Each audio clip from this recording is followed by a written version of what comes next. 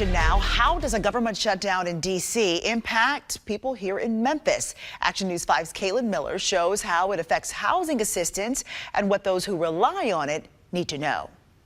It can be alarming to hear that a government shutdown could impact the roof over your head. But for those who rely on housing assistance programs, the message that we're taking away today is that majority of tenants don't need to panic.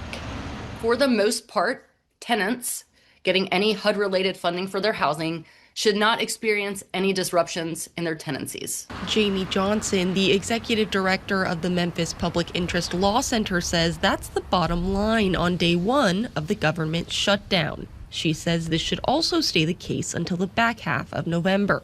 Housing authorities have reserve funds and are expected to receive payments from the U.S. Department of Housing and Urban Development until then. So those who rely on Section 8 vouchers in public housing should not see increases in rent, notices of eviction, or changes in tenancy.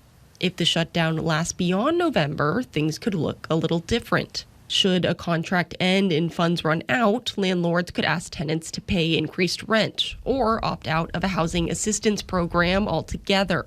If this happens, Johnson says you should be given time to prepare. It shouldn't be the day before, 3 days before, the week before. When you get notice of rent increase or termination or eviction, now you've got a little bit of a runway, and now someone's identified, oh, there's a problem because there's a disruption to my tenancy or an upcoming disruption. That's where the Memphis Public Interest Law Center comes in. If the shutdown impacts tenants, both the MPILC and the Greater Memphis Housing Justice Project, an organization Johnson co-founded, are ready to help tenants work through potential problems. As long as Section 8 tenants are aware of their lease terms and stay on the same page as their landlord, Johnson says, keep a level head. It's not a problem until it's a problem. But the second you have words of a problem, that's information. And now you're empowered to act and try to problem solve.